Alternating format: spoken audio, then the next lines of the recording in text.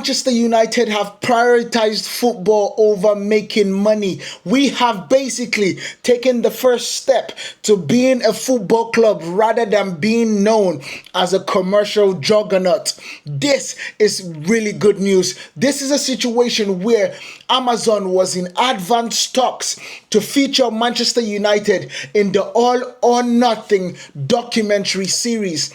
They honestly were offering record-breaking 10 million for behind the scenes access. That was record breaking. Nobody has gotten that amount of offer. In fact, based on what I am reading from Dave Ornstein's piece at The Athletic, it is more than 10 million.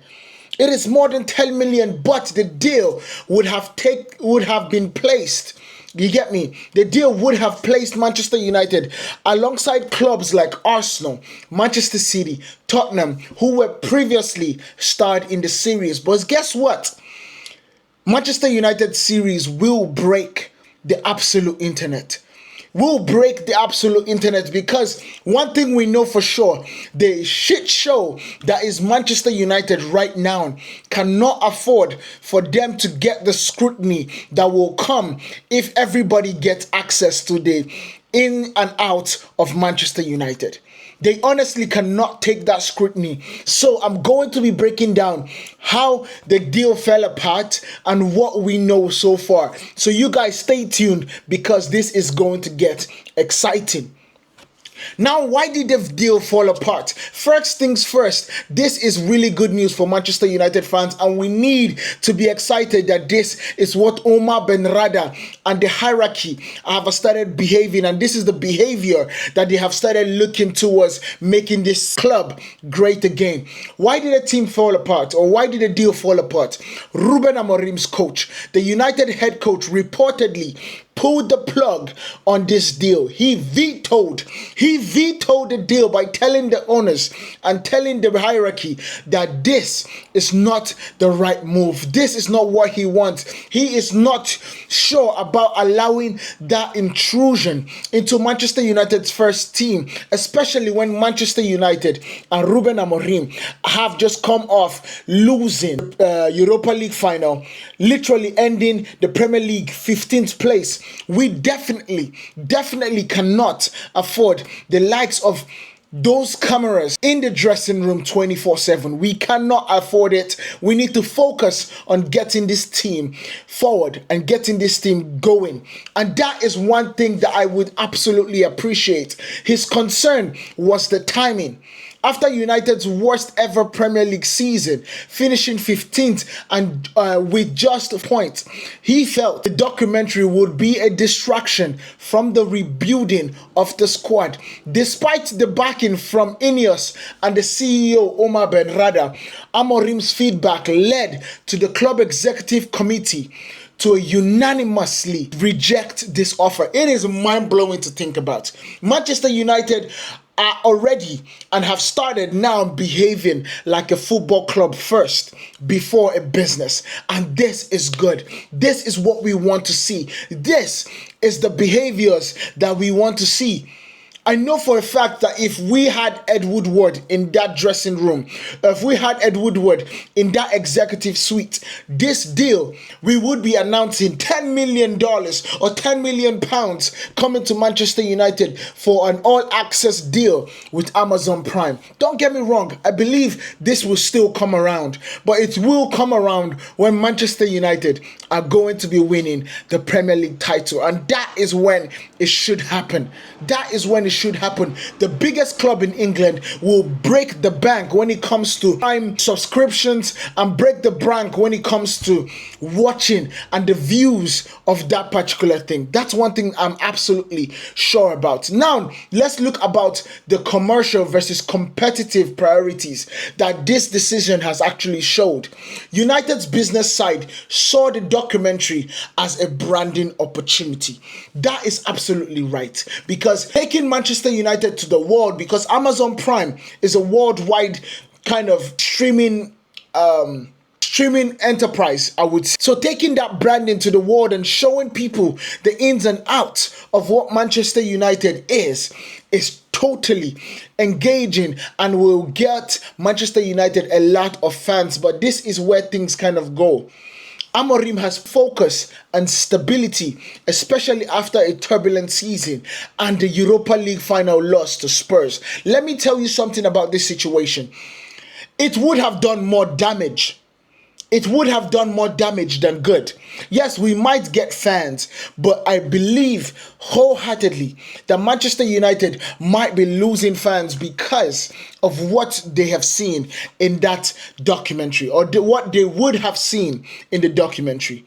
It will put pressure on the players. It will put pressure on the manager. It will put pressure on Omar Benrada, the recruiting staff. Every single person that we watch, it will be nitpicked. You can already see what is happening to Love Island and the lady called Hoda. I don't even know Hoda, whatever her name is. However, I know she's famous now. I've heard about it. I've never watched Love Island, but I've heard about her now. So I'm telling you, for someone that this would absolutely be bro, it would overtake every single person's streaming time. Every single person in watch hours will be focused on watching Manchester United all or nothing. That is for sure. You get a classic clash. This basically is a classic clash between commercial ambition and sporting integrity. That is what it means. Now let's look at what will be the pros, or what are the pros of rejecting this deal and the cons of rejecting this deal. Because I also want us to be able to look at both sides of the coin. Yes, the pros would definitely bring things to Manchester United, but the cons, let's weigh it and see why I believe that this is going to be this decision is the best decision for the club. First things first, in terms of pros of rejecting the deal, the squad focus and stability. This avoids distractions during a critical rebuilding phase after a disastrous season. That is already something that I've beaten over the head before in terms of what we've spoken about in this video. But with then the second thing, it protects the internal dynamics. It shields players and staff from public scrutiny during training, tactical meetings, and emotional moments. It protects that. And that is what Ruben Amorim said when he came into the club.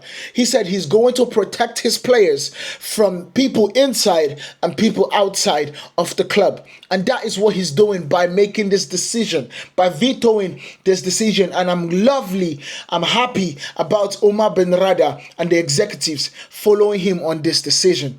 Third is the coach-led culture.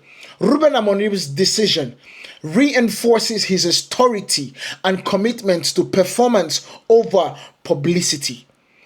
This right here, it is mind-blowing. I want to repeat that to you. Coach-led culture. This decision makes Ruben Amorim's authority and commitment to performance over publicity concrete. It is absolutely putting it down to the players that this guy has the power in Manchester United. You need to follow him. And last but not least, in terms of the pros, is it avoids the negative narrative that will come with it. After finishing 15th and losing in the Europa League final, the documentary could have amplified the criticism. One thing I know, and one thing that you would absolutely know, I am a content creator.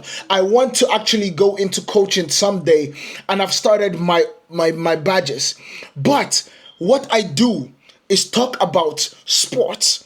I analyze it, I break it down, and all access is absolutely food on my plate.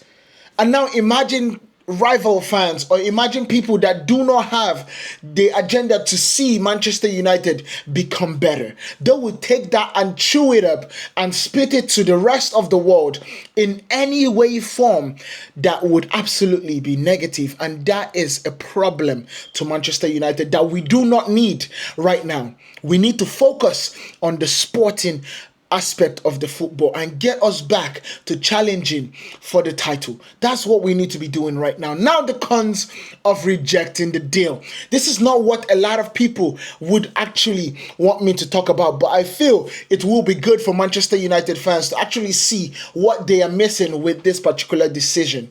First things first, it is a missed commercial opportunity. The 10 million offer was Amazon's highest ever for a football club documentary. A major revenue and branding chance has been lost. Now, and I believe this situation is going to come back because it's Manchester United. But for right now, for this season, for this summer, it has been lost. Limited fan engagement. Fans crave transparency, and behind the scene access is just gold to a lot of fans, especially content creators. Especially during a rebuild, this could have deepened the loyalty, but it is also a very fine line. Because yes, it could have deepened the loyalty, but it could also absolutely break this fan base into half. It could split us right in the middle. And that is also a very, very scary thought. And then you look at the situation going forward, the reduced global. Other clubs like Arsenal, City have gained international exposure through the series. United missed a chance to reshape its image. That is true. That is true. But, like I said, I'm basically countering all these points. However, it will make more sense if we are actually doing the rebuild and we can start seeing tangible growth. Not in this point where we are literally at the bottom scraping to start the rebuild. You get me? And last but not least, a competitive streaming interest. Netflix and Disney Plus were also reportedly interested. United could have sparked a bidding war. And guess what? They can still do it. They can still do it. Netflix is one of the most famous streaming services ever. Same thing as Disney Plus. And of course, we all know the all or nothing from Amazon. But one thing is for sure. If Manchester United start winning and we push for the second place, or we push in a title race, the next season, that bidding war from 10 million, we will be looking at around 50. That's for sure. That's for sure. Because when Manchester United is winning, every single person eats. The Premier League is better. The viewers are up. The record deals are up. Every single thing about football is up when Manchester United is eating. So those are what is happening about this situation. It is a classic tension between football integrity, like I said, and media monetization.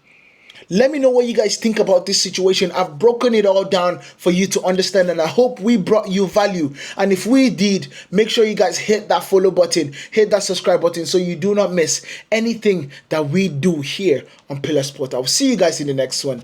Peace.